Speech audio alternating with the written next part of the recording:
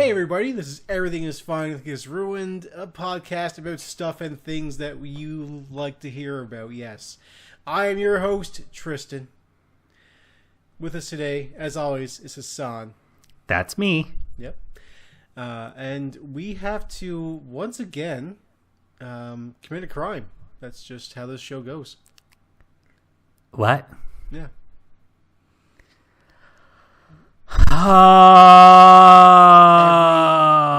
We go on air and we commit crimes. Hey, Tristan, buddy. What? What? When I said our topic was going to be the Like a Dragon TV show, so, prep yourself a little. Yes. What did you think I meant when I said prep yourself a little? So I bought a suit, first off. Okay, sure. Not quite what I meant, but so far, no problems. I'm not wearing it because it gets sweaty in here. So. Sure, yeah. No, you're at home. That's fine. It's also my work suit, so you know. Okay, yeah. But I bought that. And I got this big, sick back tattoo now. Okay, again, not quite what I meant, but still not a problem. No concerns. Also, I bought a big knife. Okay, could be worrying. Go on. Sometimes you gotta cut something. Like? Oh, just, things, people, things. Okay, yeah, no, see, when I said... box, Yeah, when I said prep yourself a bit, I just meant watch an episode of it or something, not... try to become an actual Yakuza and... So about that, I did go to Japan and gun down the leader of the Majima family. Should I have not done that? You should not have done that. That's not... okay. That's... I did not... Yeah, I didn't mean for you to get involved in turf wars and organized crime. I solved the turf war. Turf war is over. I fixed that. The turf war's never over, buddy. Oh, the turf war's over now. We're like 20 games in. It's never over. Okay, well, that one specific turf war is now over. There was a turf war with that one family. I solved it. I'm the best Yakuza. I don't know about best. Do you see any other Yakuza solving problems like that? No. I mean... my pachinko hall. All my drugs. Oh no. I gotta shepherd these girls around. And I'm like, I'm gonna solve the problem. It's this guy. He's dead now. What? What about running an orphanage? I don't know any Yakuza who do that, so like... Wow, you're clearly not the best. Wait, are we saying there's someone better than me? Yeah. His name is Kazuma Kiryu. Oh, okay. Well, yeah, fair enough. No, yeah, that's... He's retired, though.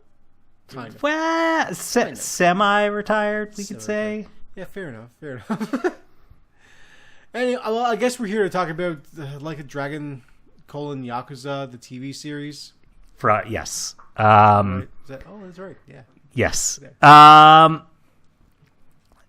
This is a weird one to talk about. I explained it to friends as it's an okay TV show. Sure. But it's maybe one of the worst adaptations I've ever seen. All right. I have not seen this yet. I know enough with the Like a Dragon / Yakuza games. I've played a few of them. Mostly I've played the Judgment games, but I know enough with the same diff. They literally are in like not just the same story world. They're in the same open world where they took the assets from the Like a Dragon series and then just made new characters and story in it. Yep. So and Kamurocho is Kamurocho, right? Yeah. Yeah. This is a weird thing, and I think before we get too far into that, I kind of want to talk just about adaptations in general because... Like the movie adaptation? No. The concept of it, let's call it. Because I think it's a very common reprieve for certain mediums to hear people sort of say they don't want an adaptation. They think an adaptation is pointless. Books, I feel like, is one that not everybody. Obviously, there are plenty of books that get adaptations people like, but of course. And I think less so now you hear it. It seemed to be a little bit more common 10, 20 years ago. Just that idea of like, oh, they shouldn't adapt that. There'll be so much they'll be missing. They, what's the point? The story's already there. Who cares about seeing it in, live action or whatever?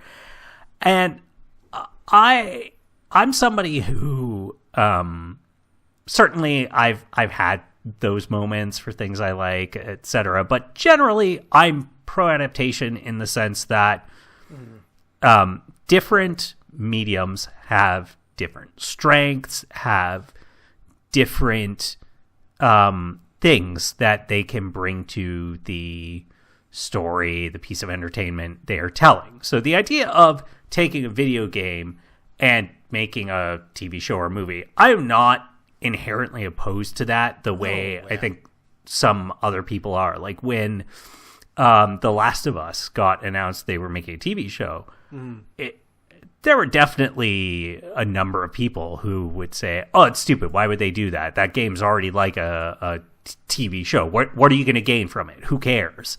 Yeah, of course. And, I think that's a bad mentality to have, because a TV show can do things very differently than a video game. A TV show can generally have,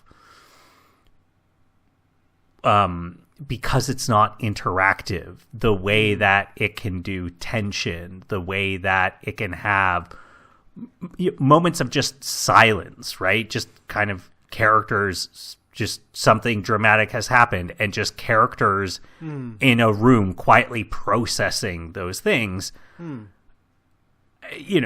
That a TV show can do that very differently than a video game, can do it very differently than a book, can do it very differently than a movie, right? Like a book, it's a little bit hard to make a character sitting in a room for several minutes slowly trying to process things.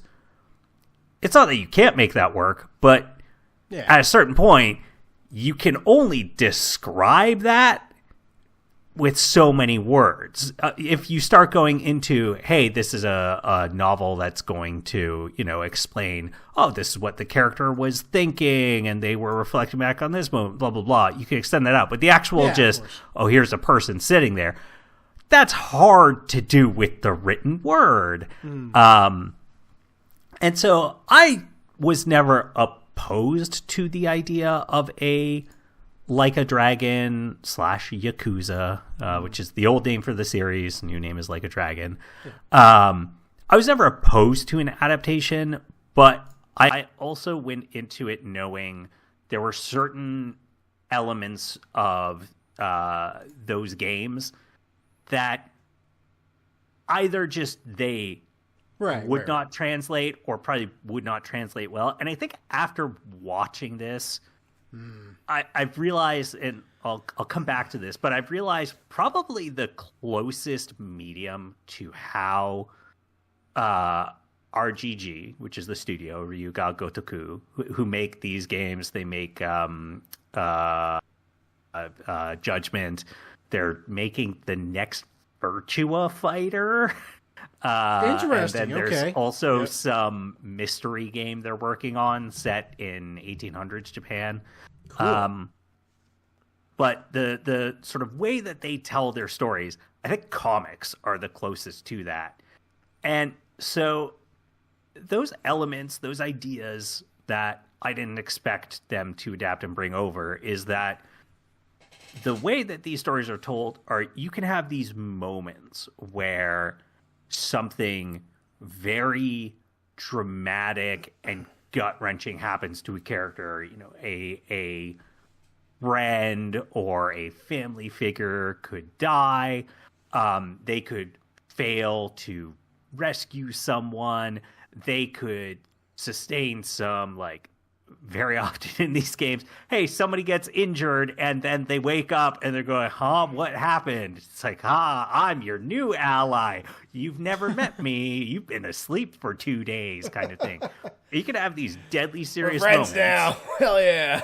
Yeah, and so it's like, okay, who the fuck are you? 10, 15-minute cutscene thing. They wake up, 10-minute, 15 cutscene thing. Mm-hmm. And then after that, it's like, cool, I'm now going to go play a crazy taxi thing in Camarocho where I deliver pizza. Yeah. And that sounds right. That's the Yakuza series. Yeah. And that in a TV show, the just frenetic and just diametrically opposed at times tones that you can sometimes have. That's very hard for a linear like, TV story to tell. Because in a video games as hell, yeah.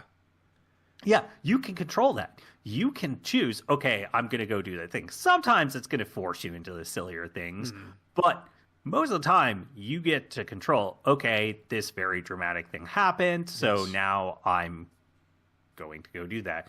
The other thing is with a video game, unlike a TV show, a TV show is specifically written, specifically meant to be consumed with predetermined start and end points for of course. The story, for lack of a better way of putting it, right? Episodes. Yeah. The episode starts, the episode ends.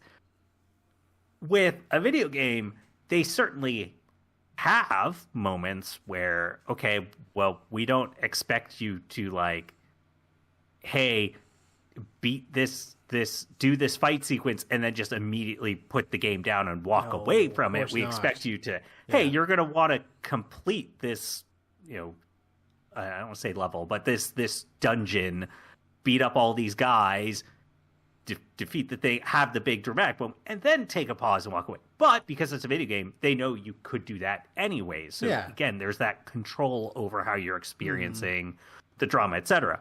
It's why I think comics are kind of the closest thing to that, because and I'm more so talking superhero comics, your Marvel, your DC, etc. Sure. Like shared universe, we'll call it superhero comics, because that's something where you could just read your Batman if you wanted, and you could technically, say, ignore something a little bit more lighthearted, like a Booster Gold or a Flash, whatever. But you can also read those at the same time. And so you can read, I'm going to read this Batman comic, and wow, here's this super serious, sad thing where, Scarecrow's using his poison to make Batman relive his parents' death. Again. And then next I'm going to go pick up Booster Gold issue, which is part of this same shared story thing, but it's way more goofy. And so that frenetic energy you can get from that shared universe, not quite shared story because they are different characters, etc. But, they cross over, they meet together, etc. And so I didn't expect the TV show to do that well, or to have a whole lot of it. Getting into the TV show, it had none of that. No. Yeah, there's just no. none of the goofy, weird, lighthearted side story wacky characters. They took all the wackiness out and said, nope, this is just a serious Yakuza story. But it's definitely not though. So like I know. Okay, here's the thing. Like, I know the lead, like the writer, like the guy who these games, his writings, these are based off of, because he writes serious crime novels. Though he left several years ago now, for sure, which is fine. But I know that like his work is definitely very serious. But you're not adapting one of his books, not necessarily, not directly anyway. You are adapting this video game series. When your characters are wearing the exact same clothing as they do in the game, you are adapting the video game, not the novels. Yeah, and to be clear, it's not just the wacky stuff that's missing either, because another core element of the Like a Dragon franchise and just RPG games in general is they're just full of side content. A key element of those games is literally just going around to the various restaurants and trying to make sure you have one of every meal. Because, hey, it doesn't actually matter, but it's kind of just fun to be like, yeah, I got to check all these things off. Or you go to a bar and play darts. What do you call it here? Scalextrics. Cars on a fixed track. Oh, yes. I don't know what you call that in North America. Electric. I think it's electric racers. Maybe I forget the term that they even use in the game. Like that's they put the brush and the It's hard for me to remember, but I think those have been in since the very first game, at least several games to Rona. Really, none of that stuff is here. And again, I sort of get it because it's an adaptation, but part of an adaptation is not. But you're right, because part of an adaptation isn't just taking the thing as it was and just making it in a new medium. We talked about a bunch with the Netflix One Piece, where I think they did a really good job and understood what an adaptation is, which is you can rewrite characters to a certain extent, changing backstory. You can cut out characters, you can add characters, you can change plot points, but it's keeping the core elements there while understanding why you're doing those things to achieve the same the same message, the same feel of everything, just in a different medium.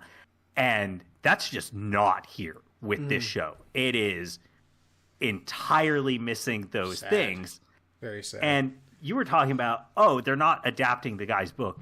In many ways, this show feels like somebody had a outline, maybe a full plot, whatever, and this is just how it feels. I'm not saying this happened, but it feels like somebody had an existing script plot idea, and then got told, we're not doing that, but we would like you to write for this adaptation of a video game we're doing. I see.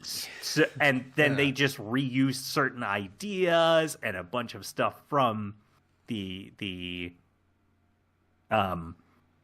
original plot and just adapted it onto this thing.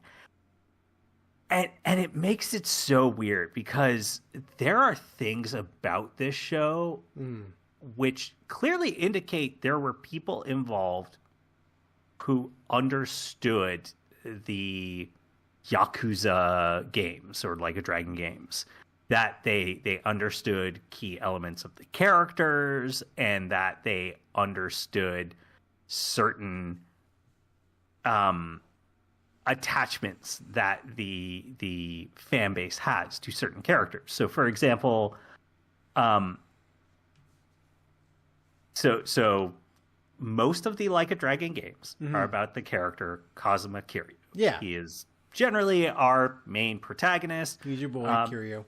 There have been others. More recently, it has been... oh my god, I can't believe I am blanking on his name. The new guy? Yes, the Rock Bottom Dragon. Pineapple Head? Fine. No, I have to look it up. That's going to kill me if I don't. It's all right. That was best. But there have been others, but he's been the main one. And then throughout these games, literally from the first game, one of the core characters alongside him has been Yumi Sawamura, a character who becomes his adopted daughter. Okay, you're right. Okay, yeah. And so it's this thing of sorry, I said Yumi is his adopted daughter. I meant I can't believe I'm forgetting her name. I need to look this up because it's gonna kill me otherwise. Wow, this wiki is way too big. Mostar. What? Mostar? Yeah. Well, the fan ones are. Mostar. I thought you were saying like Mo Star. Very confused. Yeah, Mostar.com. Everybody's favorite website. Mm-hmm. Yep. Mm-hmm. Haruka. That's who I was thinking. Haruka Saramara. She is in this, and this does, in some ways, mimic the plot of the first game. Except in this, they go, oh, no, obviously we need Haruka there. That she becomes his daughter, blah, blah, blah. The reason that she basically becomes his adoptive daughter is in the first game, his childhood friend, Yumi, who ends up dying at the end of the game. Yeah. Leaving. And it's... Oh, we can't get in the plot of the first... there's just so much plot, so I'm trying not to get deep into it. But she ends up dying, so Kiryu brings her in. And so in the first game, the whole thing is that... So Kiryu went to jail, gets out of jail, all this stuff is happening. Yumi is involved with it. And so this child, Haruka, is supposed to be the daughter of her sister, who I forget the name they come up with. The sister doesn't actually exist. It's a whole memory suppression thing, blah, blah, blah. I see. Okay. And so in this show, the sister exists, and Haruka actually is the daughter of the sister. And so it's like, okay, well, hang on. That means that she's never, in theory, going to become Kiryu's adopted daughter. And he never has a moment with her where it's clear that they're going to build a bond and that there's going to be a tender relationship there. Mm-hmm. It's very weird of like, then why bother? Like if you're aware that the fans love this character because she's basically his daughter and she's always looking after this idiot doing the cooking and cleaning around the house, etc. Yeah, of course. And you're very clearly not going to do that. Why is she here? And that happens with a lot of characters. They just go, man. Why are these characters here? It happens. Because they have to be there because it's a fan favorite character. Why wouldn't you put it in, son? Yeah. The fans are going to love it. They're going to love the fact that she's here. Look at that. She's great. So there's another example. My favorite character, Goro Majima. Everyone's favorite character, let's be honest. Yeah. So he's fucking awesome. Absolute. Yeah. Insane. Off his rocker. Good-chan. Love him. So, in this, actually, in the original, right? Not going to get into Yakuza 0, which was the prequel, because originally we don't know why he's the way that he is. Doesn't matter. We're not going to get into it here. Doesn't matter, yeah. But in the first game, he's just this crazy psycho guy who is working for a within the same Tojo family, but he is working for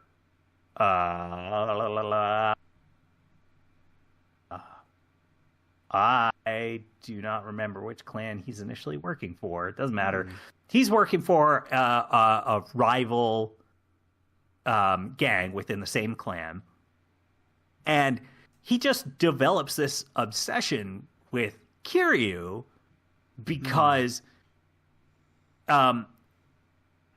he is a crazy deranged. I shouldn't say crazy, but he is a mentally unstable individual, but who still has his senses about him, and he's kind of a bit of an anime cliche of, hey, here's this deranged character who loves violence, but isn't really all that interested in like taking it out on weaker opponents. The thing that really gets him off is being pushed to his limit. Yes. And, you know, he likes to use, I don't know the name of it, but you see them all the time in Yakuza media, the short kind of knives in the wooden blocks that they love to pull out. So he uses those all the time. And his kind of thing is like, hey, I can't, against most people, I can't use this. They're just going to die. It's just, it's too easy. It's not interesting. But you, Kiryu, oh yeah, I enjoy getting this. And he's just got this crazy look with the eye patch and a snake skin jacket, but without a shirt underneath, leather pants. And so in this, initially, because this is following the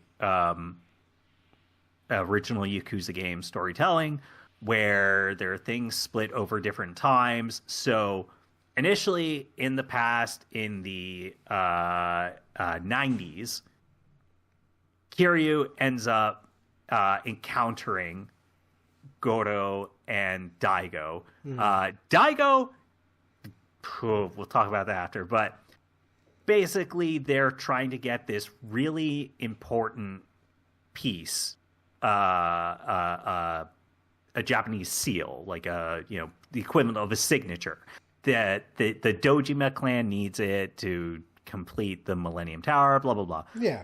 So Kiryu and Nishiki, his friend, find it first. As you do. Goro and Daigo chase after them, but because they fail, that's how Majima gets his eye gouge. It's basically like, you failed. Oh, we're gonna cut your eye out for this failure. And at first I thought, okay, that might actually work in terms of trying to explain, hey, why is Majima so obsessed with Kiryu?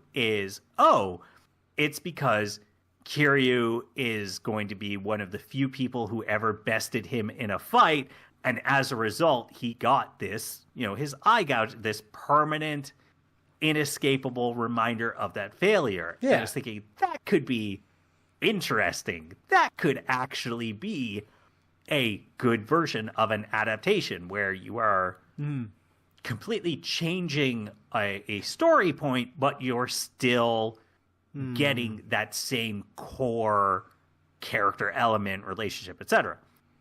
No, instead, we don't see Majima until the final episode, and he's just a background character that if you didn't know the Like a Dragon franchise already, if you only ever watched this show, you might not even piece together that, hey, that character from several episodes ago, that's the person they're talking about calling in here and who looks radically different.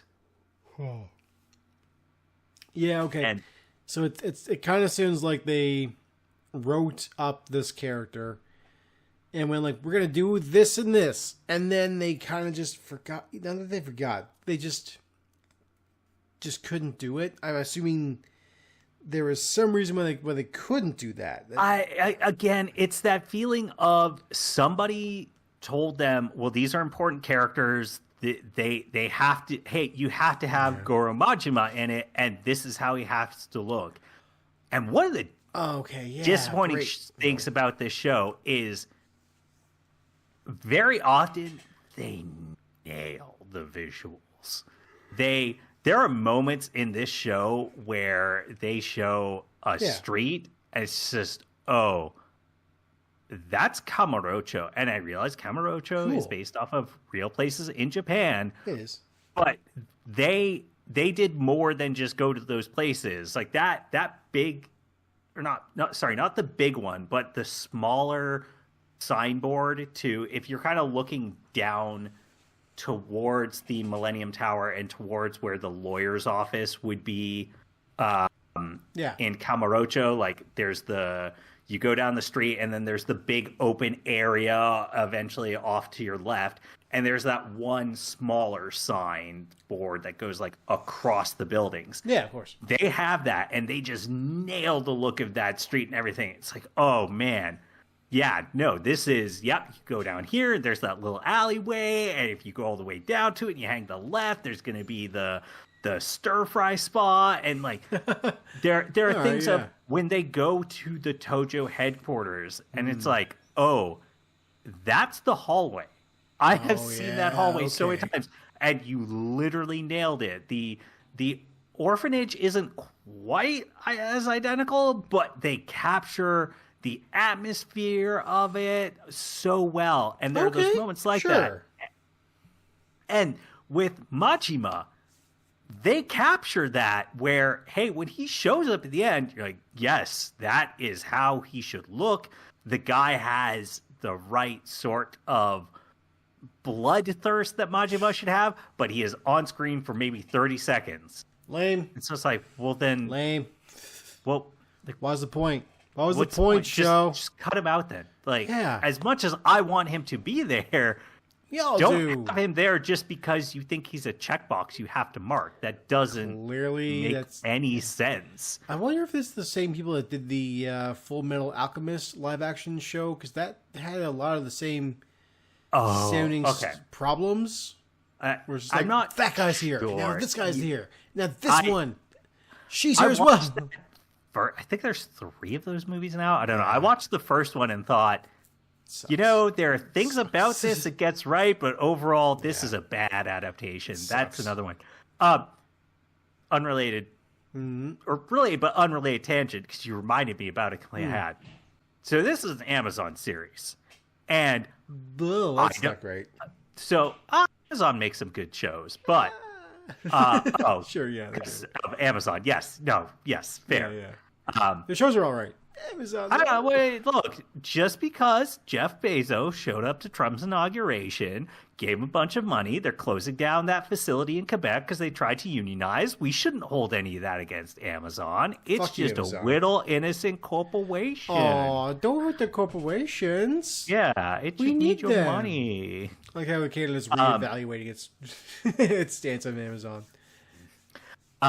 So I do not have Prime, but I did watch this on Prime because my parents have it. It was at their place, blah, blah, blah. Corporate shell. No. So I've never experienced their player. I don't know if other shows this is a problem with, if it's just a repeat thing. I have rarely, if ever, been so frustrated using a streaming platform as I was with Prime, because what would happen is characters talking in Japanese, so of course I need subtitles on. Sometimes characters would switch to English for maybe 15, 20 seconds of talking, not that many lines. Go back to Japanese. The subtitles don't come back on. Right.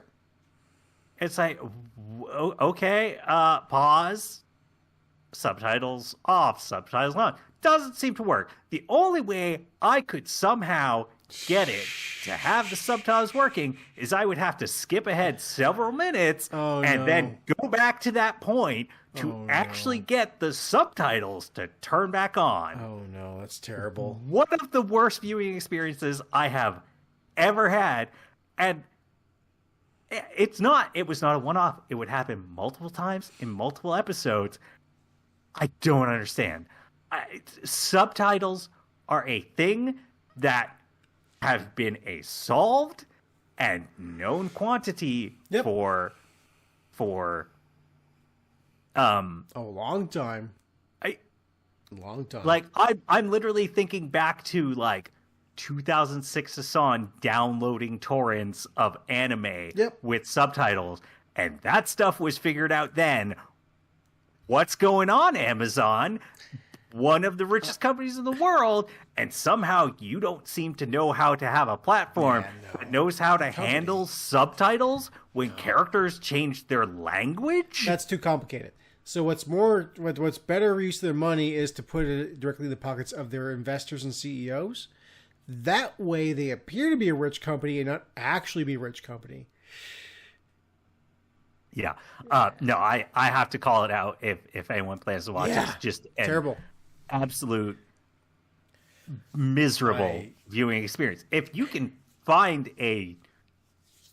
look, I don't know if it's any better on piracy sites, but I'm going to guess yes, because I feel like pirates actually give a damn about things and do a much better job. Yeah, so I'll point this out. I've used Amazon Prime streaming service recently twice. Once, this was all last year, once was when I was trying to watch through Batman the Caped Crusader. And I watched the first episode pirated because I just was on my PC and was like, whatever. I kind of forgot I had Amazon Prime. And then I was just kind of hanging out in my living room and realized, I want to toss something on to watch. And I was like, oh yeah, Batman the Caped Crusader is on Amazon Prime. I'll watch that there. And that was a wretched experience trying to navigate that. I wasn't even using the subtitles, but trying to get that to play and then figure out how to play it. And, that's also a bad experience. Ad breaks, I'm paying fucking $90 a year for Amazon Prime, and you can't give me ad-free content? Fuck that. My favorite part is it will do the ad, and they'll be like, now back to your uninterrupted programming. You just interrupted. Okay, okay. I understand what you mean, which is there's no more commercial breaks after this. But and the answer is yes, humans work there. I am sure there are people who worked on this and they're like, you know that this wording's bad, it'll upset people, but some C-suite figures like, no, understand, no problem. Prime, hate it. Was absolute misery. Yeah, the second time I was trying to watch the Critical Role Vox Machina show, the third season, and I got like halfway through and got like 3 ad breaks. And I was like, no, I'm fucking done. So I immediately jumped onto and pirated that on everybody's favorite cartoon watching show. I'm not even opposed to ads in a paid service because I am. That's what cable TV was, right? But what I'm opposed to is ads in a streaming service that don't make its shows clearly intended for that. Yeah. Like, the difference was on cable, you literally wrote your TV show or even movie, right? There were TV movies, whatever it was. Yeah. You wrote them in a way where you went, well, there's going to be a commercial break, so we literally need a cut to black moment. Cliffhanger here. Streaming shows aren't made that way. And so I am opposed to that part of it where it's like, okay, but it doesn't work here because this isn't how this is designed. Yeah, exactly. Like, we're at a point now where every show out there feels like a HBO show from the heyday of HBO. Because let's be honest, HBO sucks now. Like most of these do. But everything is made the same way because they can. Because streaming services have taken over and they basically said, hey, you don't need ad breaks anymore, so you don't have to have a cut to black situation. Cool. Great. However, we're at that point now where we're back to that specific thing where ads are being added into our shows. And it's just like, we need cut to black situations now, but we're not going to because we want it all to feel like HBO.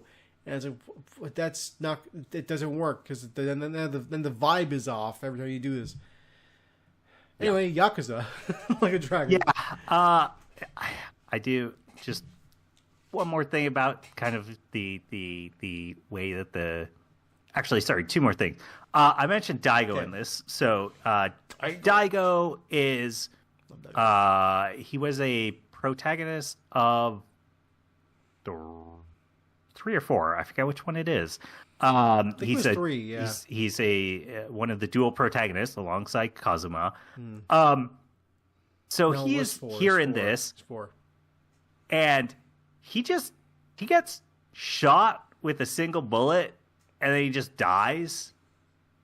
What? And yeah, so the thing about so even beyond that, the thing about the Like a Dragon games is there are certain characters in the stories where a bullet is not going to stop them. So you obviously have plot armor. I was not necessarily plot armor. I was actually thinking more along the lines of, they are characters where they, the just sheer force, whatever that force is, just sort of, they'll take the bullet, but they're just going to keep going. So, Kiryu, it is his sort of stoic determinism to just be an upstanding, traditional Yakuza, his dedication to that. Ichiban, it's his eternal optimism and just belief that he can do something. Goro Majima, it's just his absolute psychotic love of violence that, I'm going to take a bullet and then I'm just going to laugh because, I like this. Now I'm bleeding, Yeah. Daigo is just a hulking lump of meat. He is force shaped into a man. Yeah. And so the idea of a single bullet just killing him like that, and there are times where characters take a bullet. Ichiban got shot by his dad and passed out. Daigo got, I believe it was shot and washed up on the beach, and that's how he meets Kiryu, yada yada. Sure. It's not that the characters can't get injured, they can't get close to death or even die, but it's the idea of just a fairly innocuous gunshot takes Daigo down, and he's only on screen for, I don't know, at most a minute. To just kill off a fairly big character like this in a way that's like, that's not how Daigo would go down or die. This is... You went to like a little sack of shit. You don't understand these characters. Clearly. Getting checking the boxes. Getting into the actual kind of casting and acting. So our main actor, Ryoma Takuchi, is Kazuma Kiryu. No, he's not. So I'm iffy on him. The way that they write Kiryu isn't quite right. I think his acting is good. Visually, he rocks the suit, the hair, the facial hair. They all nail that. Physically, he's not Kazuma. Kazuma is someone who looks like a boxer. He has that Mike Tyson wide neck. Yes. And I even looked it up to make sure because I was like, well, Kazuma's always been a little bit taller than, say, the average person in these games. I don't know what his height is supposed to be, but he's never been, some extremely tall guy. And so I looked up and was like, oh yeah, Mike Tyson's something like he's only around, I think it was like under 2 meters. He's not that tall. But you look at Mike Tyson, and it seems like he's tall because he has that wide neck, that barrel chest. Yeah. And Kazuma's very the same, whereas Ryoma, he kind of has more the body of a kickboxer or that more kind of svelte martial artist where they obviously have muscle, they obviously could absolutely murder you or I, but they don't have that, if you just saw them standing there, look of, oh, this person is intimidating. They have a presence that just standing and towering over you inflicts that sort of like, maybe I don't want to start this fight actually. And it sucks that it's missing because they do have some decent fighting in here and fights, but it's just it just they don't get it right. I think the Kenta Kaku who plays Nishiki, Akira Nishikiyama, who's sort of Kiryu's like sworn brother and best friend and all that. He does a good job looking the part in the acting. He's definitely not as big as Nishiki, but that's fine. Nishiki's thing was kind of always more of being a little bit more cerebral and evil. Sure.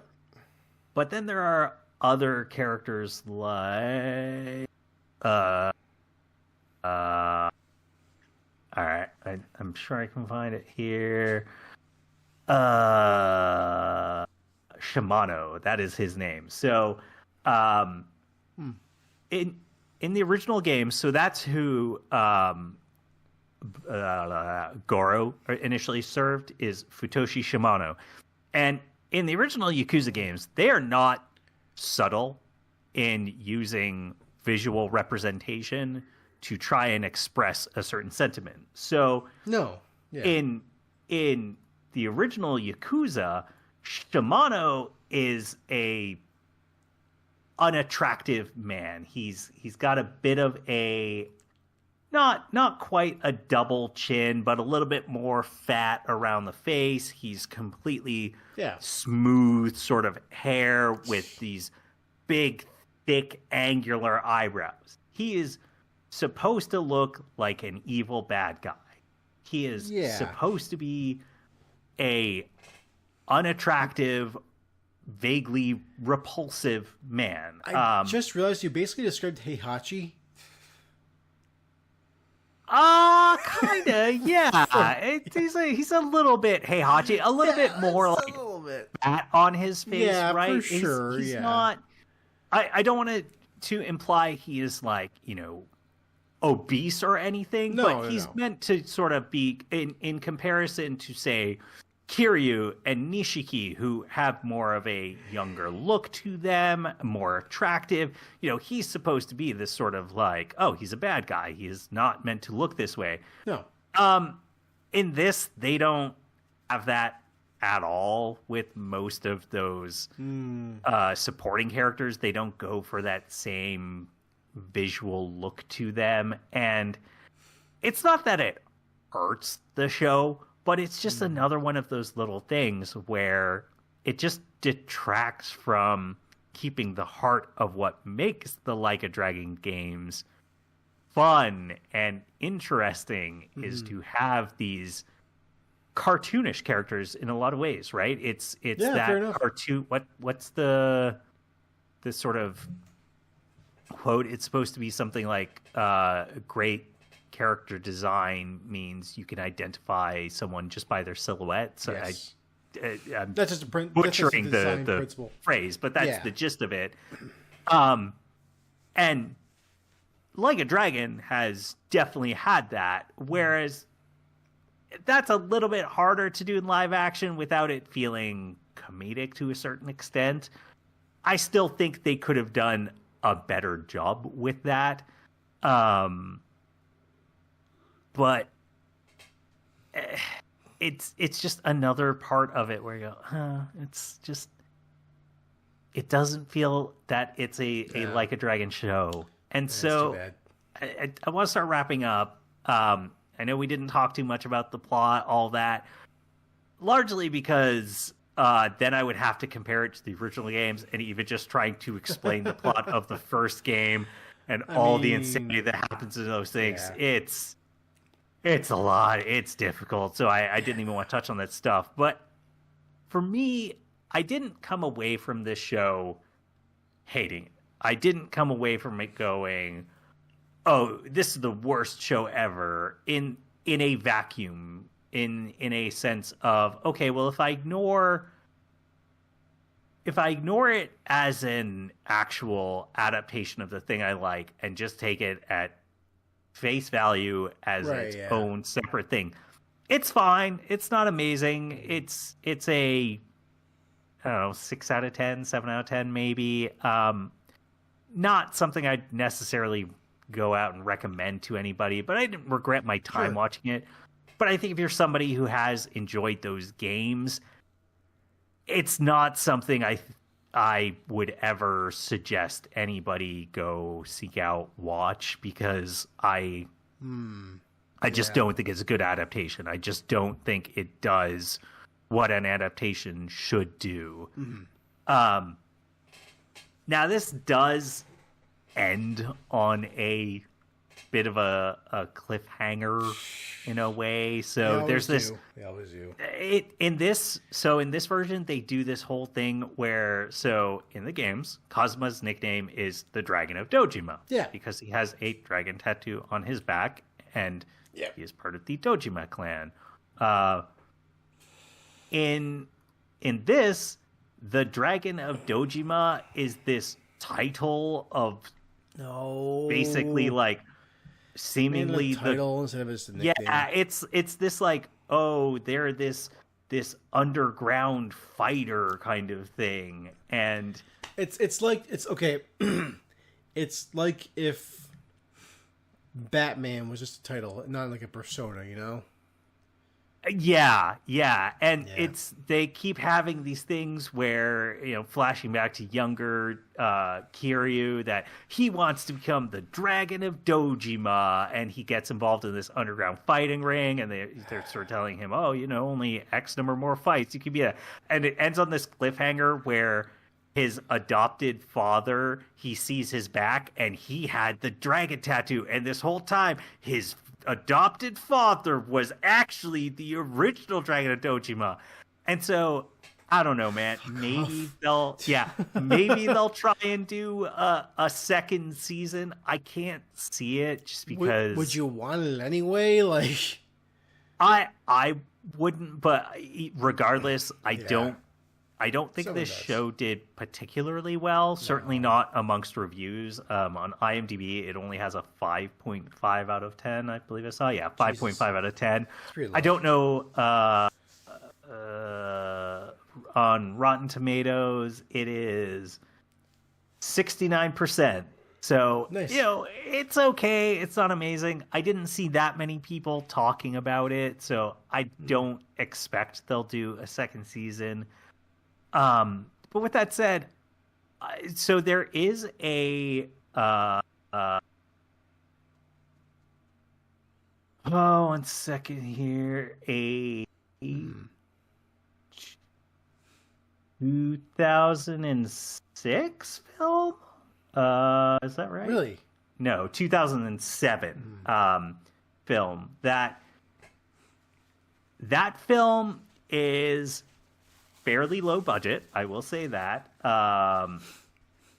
But it captures the goofiness and the heart of Like a Dragon. That's cool. A lot better than this TV series did. So anyone looking for that, I think go seek that out. The plot, so it does, I think, what an adaptation should, where it says, okay, we're going to change a bunch of the plot, we're going to change a bunch of the stuff that happens, but that heart's still there. It has the weird goofiness. It you know, it's low budget, but it's good. And I feel like if they were going to do another live action Like a Dragon thing, I actually think a movie would be a better path to take than a TV show, because I think kind of going back to what I was saying about how a comic is probably the closest medium for how the story is normally told, with Like a Dragon and the weird frenetic and just varying tones that it has. I think in a movie that would work a little bit better, because generally Yeah, I think you're right.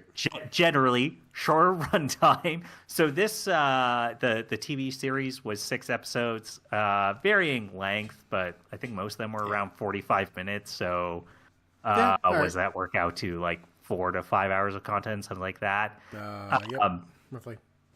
In theory, if you made a, let's say, 90-minute to 2-hour movie, you could have a sort of, hey, we can have one sort of scene, moment, interaction where, you know what, we are going to have Kazuma do a weird, crazy taxi style thing delivering pizza.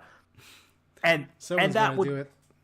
But in a movie, you could have that one scene, and because it's a singular, self-contained thing, having that one thing is going to feel fully representative of the multitude of instances of that from the game.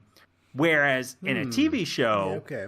of these 6 episodes, if just one episode had that moment, it would feel out of place and weird. You would go, okay, you checkmarked the box, you got the thing, but Yeah. it didn't feel fully integrated. You would have to have that happen multiple times across different episodes so that it fully felt like you were incorporating into it. Whereas in a movie, if you do that one time, Yeah. it does feel that way. Hey, if Kiryu runs into Onomichio, who is this mascot figure, in a movie, yeah.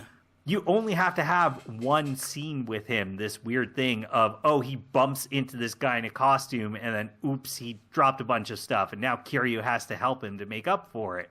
Okay, Sure. great. You've had that moment. You've had the weird character interactions that normally happen in these stories. You know, great. We can move on to the rest of the things in a movie. Yeah. Okay, a TV show. If you had that one interaction, that one, all right, yeah, hey, everybody loved this side story and character. We had them in it. We're done.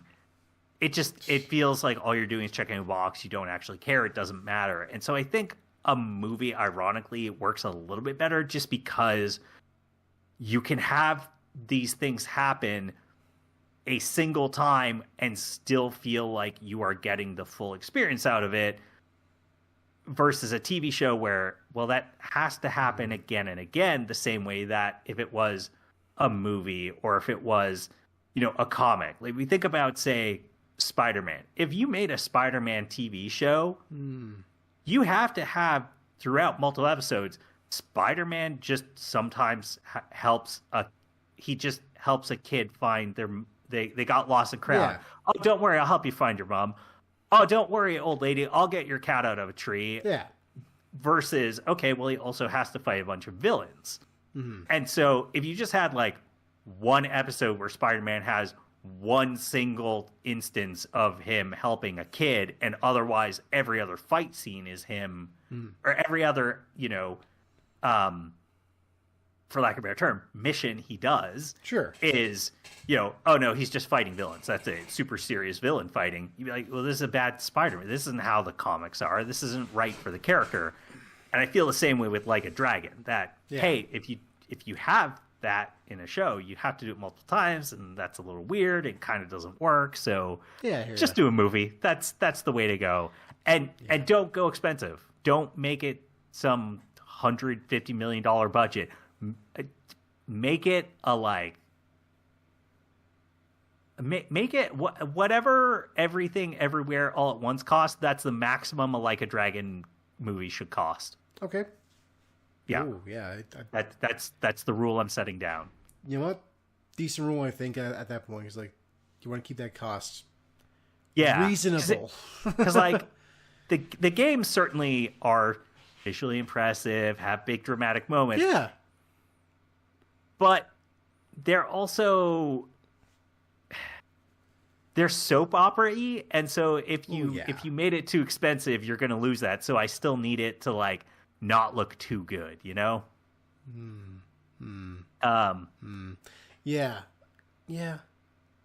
Yeah, I know. Yeah. But that's basically all I have to say about the Like a Dragon : Yakuza TV show.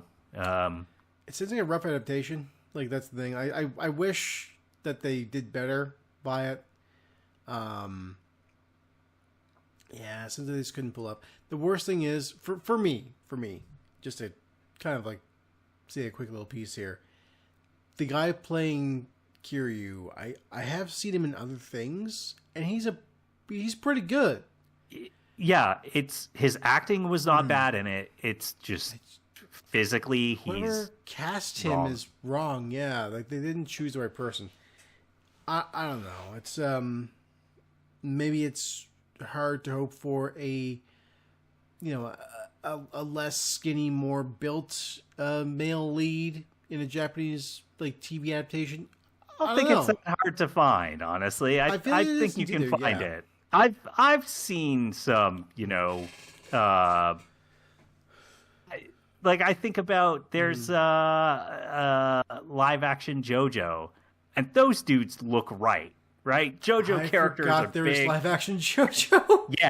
And so it's like, okay, well, if you can make live action JoJo look look right, you can make live action Yakuza look right. Yeah, you're right. I mean, like, I'm just saying, like, I wonder how hard it is to find someone that will fit that bill and work enough for your show. But yeah, you can find that.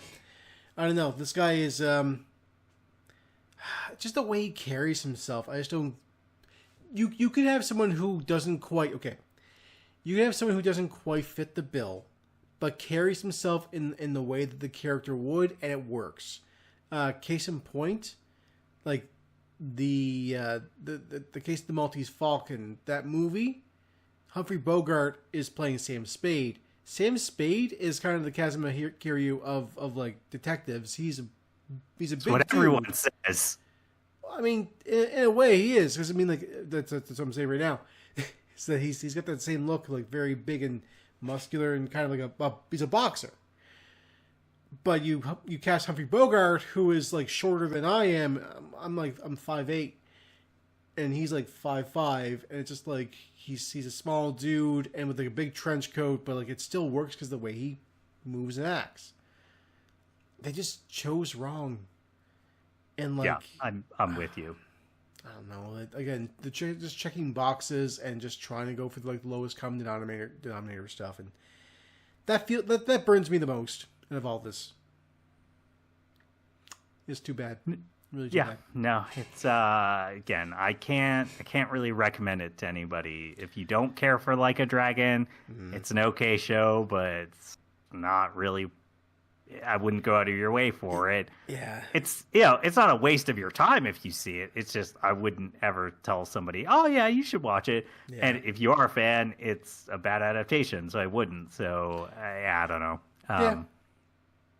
Just got really all I got. So why don't you tell people where to find us? I hear you. You should find us, and you can find us on Blue Sky, which is at EIFNIR. We can go there, and you can tell us how much you love the new guy as Kazuma Kiryu. Be a contradicting little so-and-so.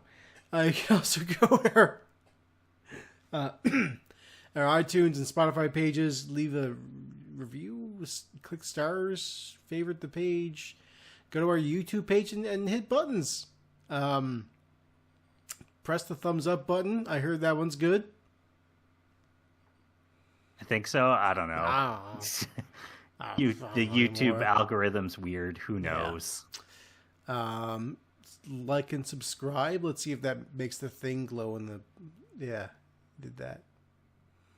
Yeah, hopefully that works. You should also go to your friends, which is djdane.com. Let's go. There's some music. djdane.com.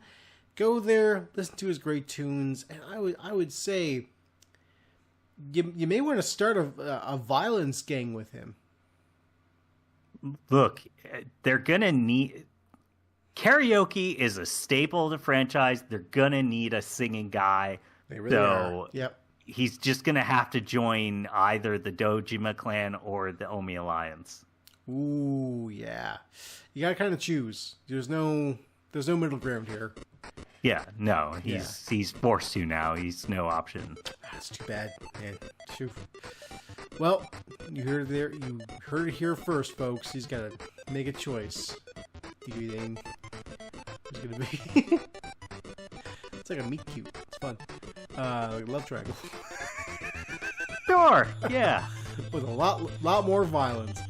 You should also. No, that's it. That's it for the show. That's it for our show. Tune in next time for our first episode of Everything is Fighting is Ruined. See ya. See ya.